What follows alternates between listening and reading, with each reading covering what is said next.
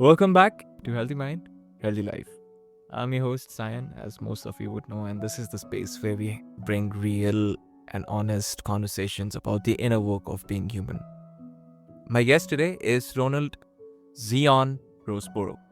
Ronald is the founder of the Shame Free Life, a trauma recovery coach who walked through chronic and complicated grief himself and turned that pain, that journey, into work that helps other people heal now.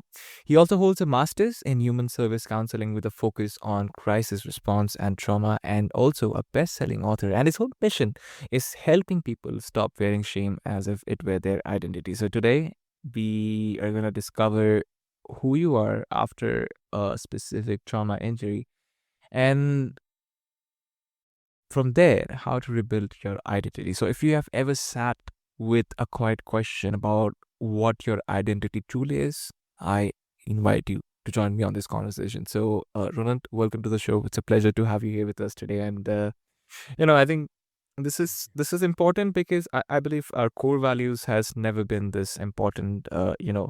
Than ever, especially now that we are surrounded by digital media, and it has become very hard to actually live by our core values. So I believe this is going to be an important one. Yes, absolutely. Thank you so much, Simon, for having me. I think it is a very important topic, very essential discussion because everything that we do in life, it is predicated upon our identity. Absolutely. So, just before we dive in, folks, a little disclaimer for all our listeners that some statements may reflect personal belief and experiences and are presented as individual views and not medical advice. Listeners should consult qualified professionals on medical conditions. So, now with that being said, Ronald, before we get into the deeper stuff, I want to start with something with your story. So, when you think about the person that you were before your own trauma incident and the person that you are sitting in today, what's one quality or what's one thought process that you didn't know that you had until life asked you to find it? Yes. So we're talking about light years from where I was and my thought pattern. So everything starts with a thought. It's like a seed that you plant in the ground and you can expect a harvest, but where there is no seed, there is no harvest. So I did not have a good sense of identity at all. And I think that was due to not being introduced to uh, the reality that that is fine to to maturate to the place to be able to embrace all of yourself. And so as a youth, I didn't embrace all of me because I was so awkward, you know, as a youth compared to my peers. So I would particularly mimic my peers just to be accepted because of my awkwardness. And so that was one of the events in my life that that was never I never embraced it, and I was never around individuals in my household to embrace that as well. So I basically just lived a life of mimicking other people just to fit in Mm. because I did not embrace myself. Yeah, and we often sit with that question of how can we actually embrace ourselves. And so I want to ask you, like, is that a subjective question that really depends, or how do you really go about it? Because if you ask me, how do I embrace myself? I think for me, it starts with being authentic in the room. No matter wherever I go, if that's at my workplace, or if I'm having a podcast with you right now, or if I'm working on music production, right, with a lot of different artists. It's always being in the room. It's always being yourself. So that is what or how I approach being. embracing who I really am, and then going and then living by those values, right? Because then that is where I think you have a very clear definition of what a boundary might look like in certain circumstances, because I believe that is again uh, something essential that we're going to eventually return to. But curious to know, what is your view on this? Because I think there is truly a misconception, because I think so many people believe that embracing yourself, it needs more than just being authentic, right? It means maybe being attuned with others as well at the same time. So what is your view on this, really? Yeah, great question. I think, in order to celebrate ourselves, we first must appreciate ourselves. And you can't appreciate yourself unless you know yourself. And I think that oftentimes, we live in a society, I know here in the West, we live in a society where everything is based on what you have, how you look, what you drive, your status in life. So if you have everything in order pertaining to how society has this set up as far as your level of importance, then you fit in certain cliques in certain circles. But if you don't fit in those categories that are introduced to us by societal norms that are really abnormal, then you would always think less of yourself. So I think that uh, it comes down to knowing that you are uniquely gifted and you are uniquely made for a reason. There's a reason why the Creator did not create us to all look the same, to speak the same language, to live in the same area of the world, to do the same job. We're completely different. But I think that we don't celebrate our differences because we have been sold the lie that we're supposed to be like everyone else. And so, in not being like everyone else, to be accepted by everyone else, we look like the outcasts. And so that was something again that I struggled with. And it began to spill over into my young adult years. And there are a lot of adults, even right now, that's probably listening to the podcast that feel less than because they're in constant competition with someone else, as opposed to embracing the uniqueness that's on the inside of them.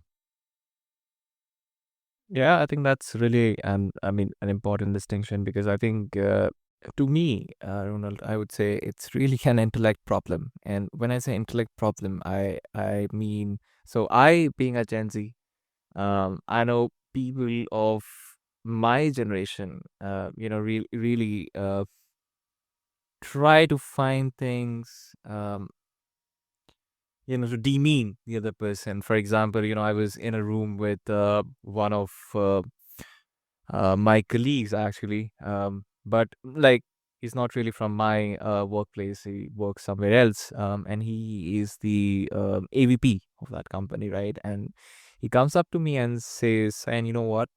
I came across a guy today who said, who was actually, talking behind of him with his other colleagues, and said, 'Oh, dude, look at this guy. He has like a bald spot.'" Right? And so I think that is really, Ronald, an intellect problem. And when you look at it, from that perspective, I think fitting in becomes less of a focus. And you try to see yourself as who you are, and who are the ones that you should actually surround yourself with.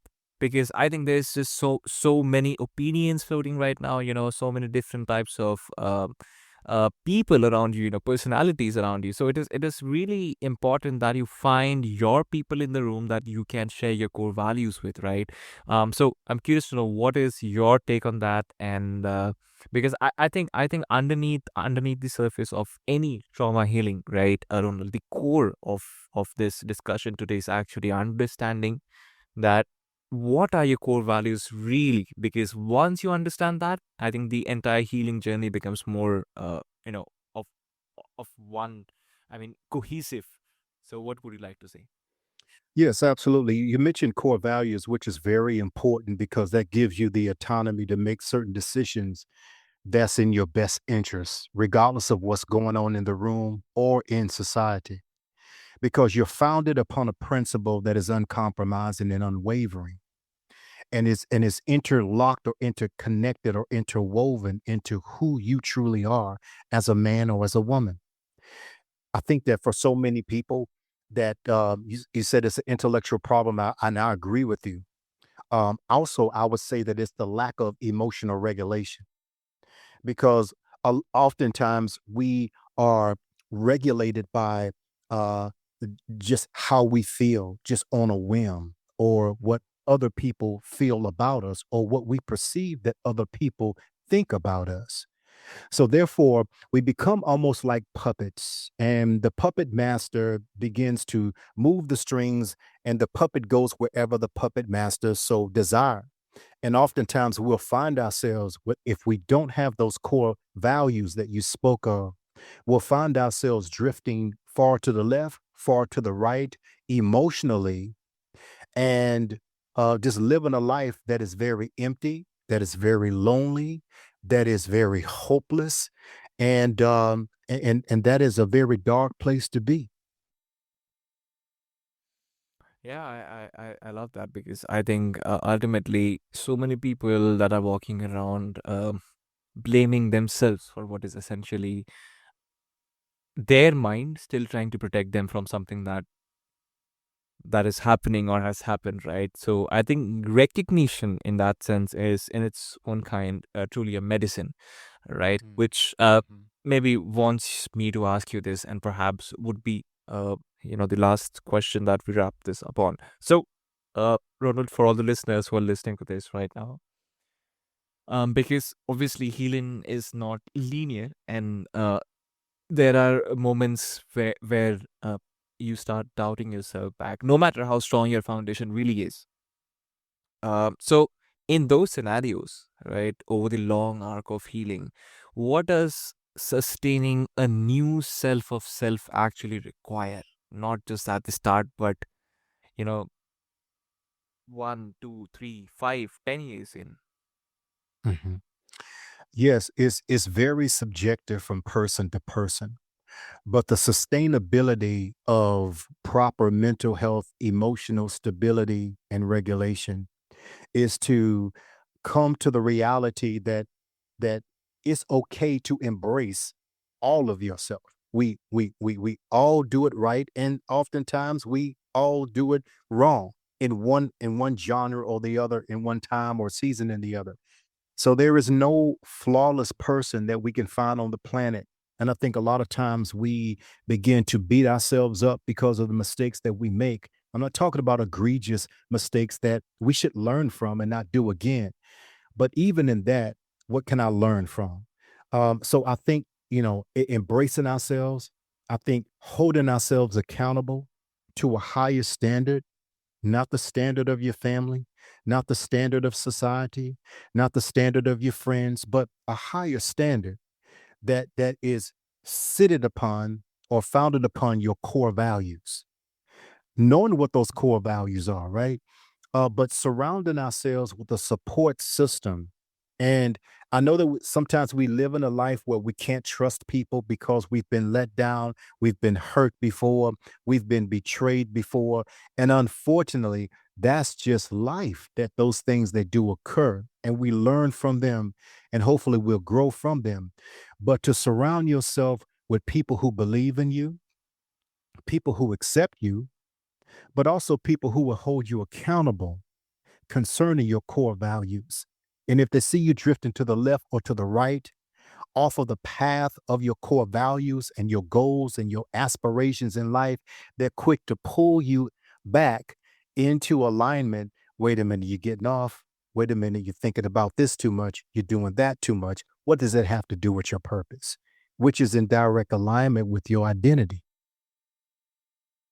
I love it. I think that's the part nobody puts in the books, and I think this conversation has really um spoke to me that I think setbacks really aren't proof that you have failed or are a failure. I think it just tells us that we are, healing in real time. So I would like to think of it like that. And to all the listeners who are listening to this, thanks for being with us, folks. And if there's something that I would want you all to take away from this conversation, I think you're not the problem, you're not the injury, you're not the um, trauma in itself that you're carrying. I think you are the one who survived it, and the person that you're becoming on the other side is not less than who you were before. So that is what I would like you all to sit with, perhaps, and internalize this whole idea of change and that you should embrace change. So that is what I would like you all to sit with. But Ronald, for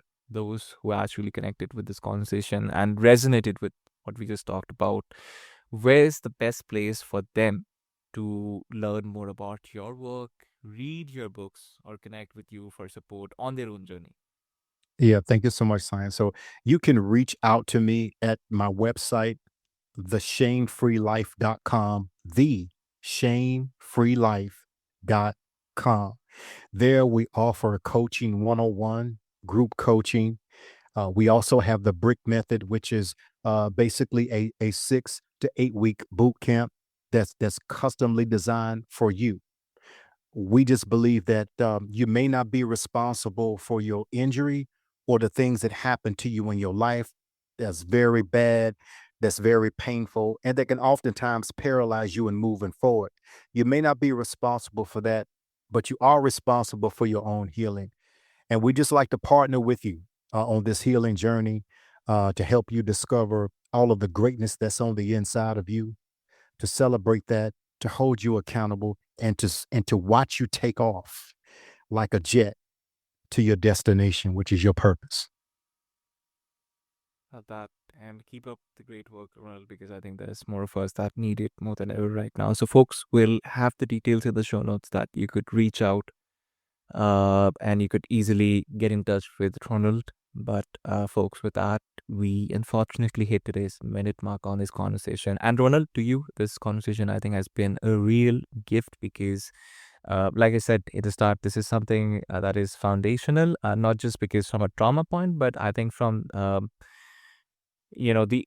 recovery part of any injury. It might not be just trauma, but it could be physical, it could be mental, it could be emotional, right? So I think this has really been an important conversation today. So for anyone listening who wants to learn more about Ronald, folks will have the details in the show notes. And here's what I would love for you to carry forward, right? You don't have to figure out who you are, every day by the morning. You just have to stop pushing yourself for not being who you used to be, right? Because that's, I think, where the real healing begins. So that's all, folks. This has been Cyan on Healthy Mind, Healthy Life.